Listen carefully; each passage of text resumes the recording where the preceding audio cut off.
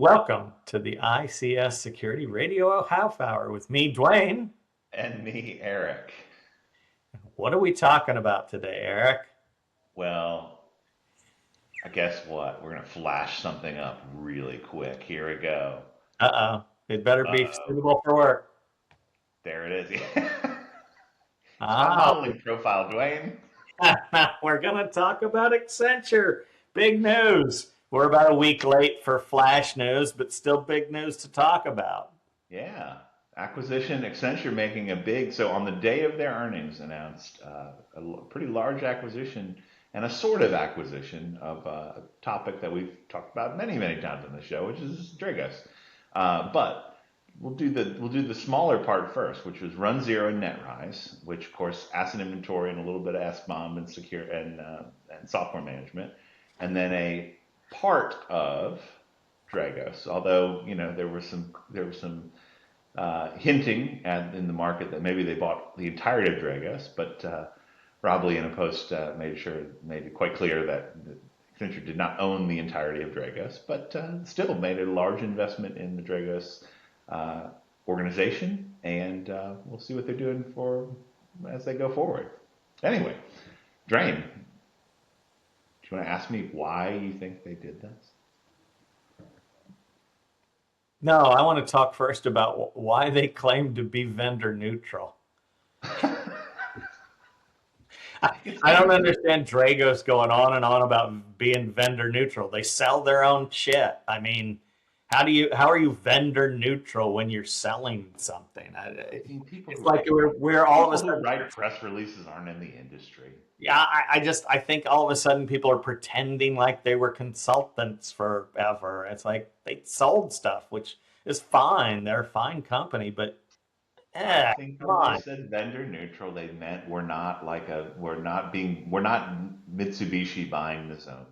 I think you're full of shit. But anyway, yeah. Why do you think they bought them? Well, the consulting world is in a weird place these days, Dwayne. Like it's a little bit strange. Let's think of the history of. I get to be the historian today, right?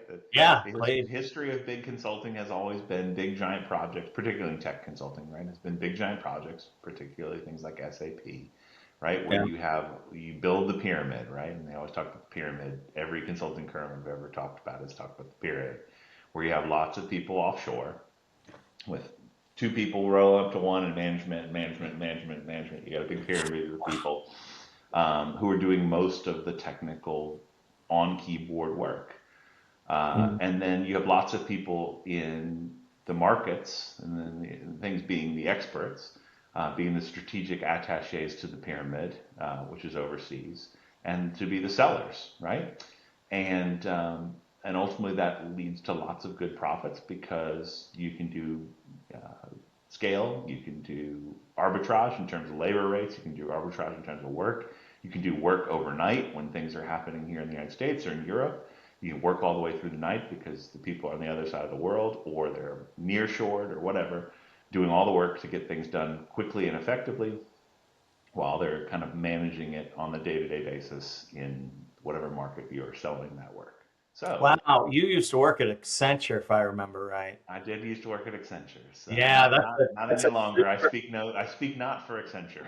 Oh, I know, but you really understand the positive spin to put on cheap labor that's on the other side of the world. I love that. That's great. Hey, hey, it is what it is. But Yeah. guess what, Dwayne? There's something that's upsetting that entire story. Do you know what that is?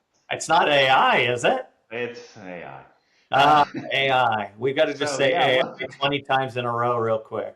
Okay. and funny enough, AI is kind of Accenture and other tech firms have been very, very good at marketing, right? They don't get on those golf commercials on the Masters talking about innovation for executives because they're not good at marketing. They're very good at marketing, but there's Right. a big problem when AI comes into the market because you then turn to your tech company to be very good at the new technology, which would be AI, and you also have a situation where the executives are saying, "Well, you should be able to save money." by using AI because you're so much better at it than we are, right? Accenture, Deloitte, KPMG, other IBM, other tech company, you're real good at this, so you should be able to do this cheaply, effectively, and quickly, right? And they have to say, yes, because we're the best at AI. And so, yeah, we don't need the giant pyramid anymore. We can just do it with AI because the pyramid is the AI. Well, sometimes it's true. And you're Sometimes saying maybe it's that's not the not the case. case? I'm saying AI is very good for many good things, but funny enough, for customization and other types of work where you're getting very specific when you talk about business processes and you talk about how an organization actually runs on a day-to-day basis, if that could have been automated, it probably would have been automated already. And sometimes you can't automate dysfunction. You can preach and you can push away dysfunction, but you can't always get rid of it. Sometimes it's a strategic advantage for those companies. Uh, Well, so and look, we've done some we've hit on this topic a little bit here and there already. I mean, I'm not a doubter, I'm not a luddite, but I also believe that half the hype around AI is just an excuse to lay people off and claim you're doing great stuff. So if and nobody's come to me, Accenture's not going to come to me because I'm not a C anything. But I would be very doubtful of a consulting company that said we're going to help you do AI. It's like, well, isn't the whole idea is that I could just do it, right? exactly. So anyway, we step into that world now, and Okay. unfortunately, the world of tech right now and the world of tech consulting right now is a little bit bleak. If you look at stock prices, they've been hit and hammered pretty hard, mainly because of uncertainty. Right? Nobody knows how this new world is going to work. I will generally say, in a positive note, I would trust the Accentures and the KPMGs and the IBMs of the world to figure out how to work those business models much, much better and much, much faster than other people. But right now, there's enough doubt in the market that people are a little freaked out about the future of these types of industries, right? Particularly Is large amounts of bodies very quickly. is this not also somewhat of the effect of, hey, everybody who is going to do SAP has done SAP, and that was, I mean, that's, I know that's a little bit of a dated reference, but that's the one that I always remember, sort of back in the day. Is, you know, you're getting on a plane in Cleveland, Ohio, going to Chicago, and half the plane is full of, these consultants doing SAP somewhere, right? Don't make me go on the S4 HANA conversation. They- They're not there yet. We'll leave it at that. They're not there. There's still a lot of SAP work out there. Okay, but is so that's not valid. It's not that a lot of projects are done or most. Projects are still being asked to condense their workflows and their working staffs to get these same projects done. Okay. And a lot of times these companies are bringing out their own AI tools to help that process along. So again, there's the squeeze, right? Okay, But got it. but that's not the point. That's not the point, Dwayne. The Okay. point is, guess what type of work is not as easily squeezed as maybe SAP or other types of work. Stuff where you have to show up on site and actually turn knobs and look at dials. Yeah, exactly right. And generally, just security in general, right? Like Nah. people are less interested in having somebody not show up and be an expert about what they're talking about when you talk about cybersecurity.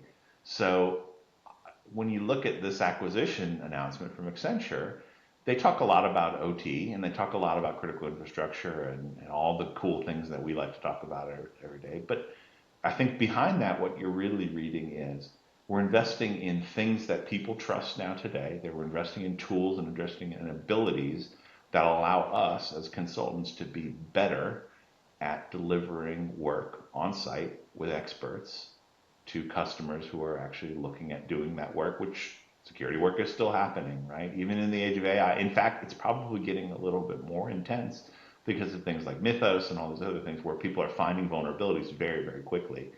Well, you're going to need lots of experts very quickly to diagnose and work on those things. So I think you're hitting Accenture by this announcement is hinting to the market, look, we need to take this stuff a lot more seriously. And so as such, we're going to buy some things and we're going to put significant investments into other companies that allow us to do that quickly and effectively. And by the way, we're still going to send you a bunch of consultants to do that work.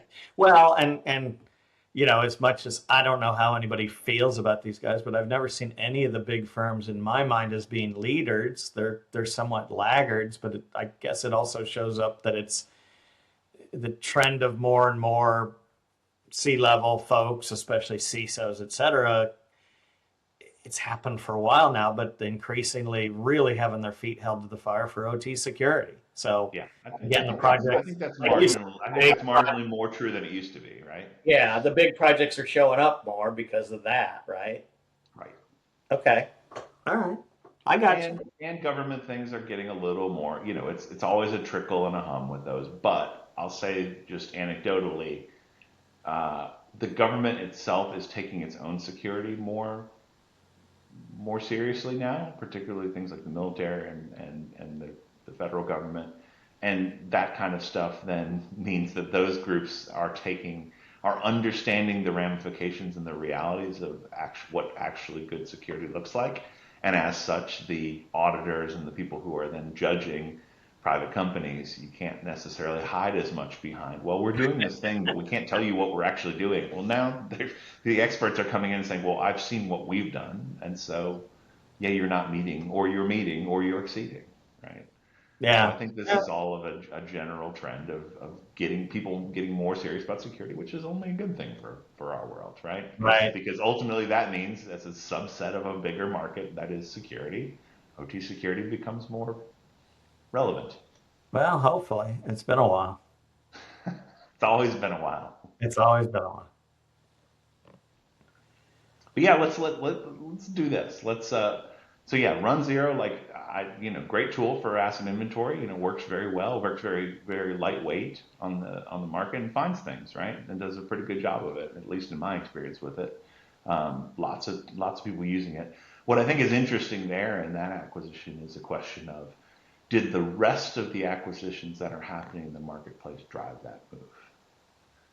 I don't know. Right. What do you? I mean, Well, I I mean, can only speak so much because I'm part of one of those organizations that made that acquisition. yeah. No, I get it.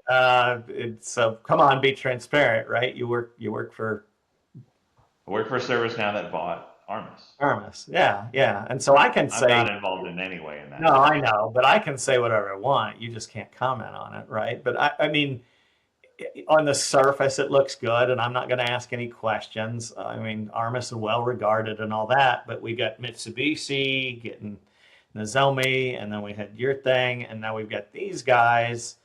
And, and again, I've talked about this any number of times, having worked for one of the most acquisitive technology companies in the world at one time, it's, there's a good and a bad to anything stuff, right?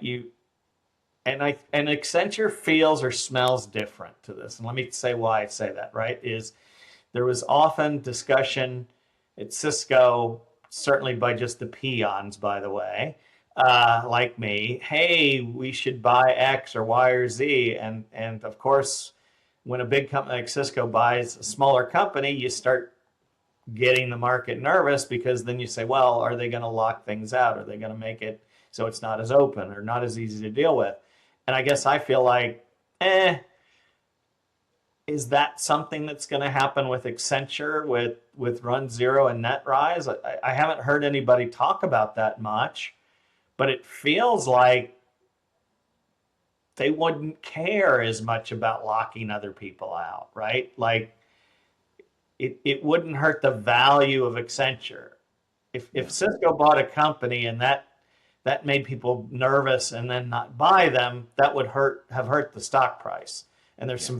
there's some very telling examples of things that didn't happen, which you go read it. But in this case, they could conceivably buy these things, maybe with the exception of Dragos, and not care that it locked anybody out. Right? Their money isn't from that. It's actually a front door to getting a lot of new customers who are interested in doing things. Yeah. So this becomes my tool instead of just. I don't care if I sell it. Right? Yeah, it's Maybe. your I don't know. internal tool to do the work, but it's also Yeah. your Trojan horse tool to get more consulting work to see what people are doing and why people are interested. I could imagine a world where you say, oh, hey, run zero is pretty cheap. Like, if you want to use this thing, hey, you have to have a 15-minute conversation with our friendly Accenture partner who wants to see what's going on in your Yeah. organization, what you're going to do. You could do that. They probably won't do that, but it's interesting. Like, we've now lived in the world of platformization, right? And we both worked for a company that bought and acquired a technology and then put it into the bigger platform. Yeah. And we know how they sell it. We know how they sell it now. Again, I don't. It's too early to tell what ServiceNow is going to do with Armis, but that certainly is a could be a situation where they say, look, we got to have a conversation about the bigger picture before you use Armis, right? Or like Mitsubishi that seems to again has told the market, and it seems like it's true that Nozomi is staying relatively independent. Early days, Eric. Early But it's days. early days of all this stuff. Yeah, that's It exactly is. So we're just talking out our something or right. another. We don't know. But we'll guess as well as look. I've never been afraid to offer my opinion on very little or no, uh, evidence. I mean, look at all these people said they bought Dragos, and then Rob had to come out and say, "Well, they didn't buy us," or whatever he said. It's like, well, they bought part of you, Right.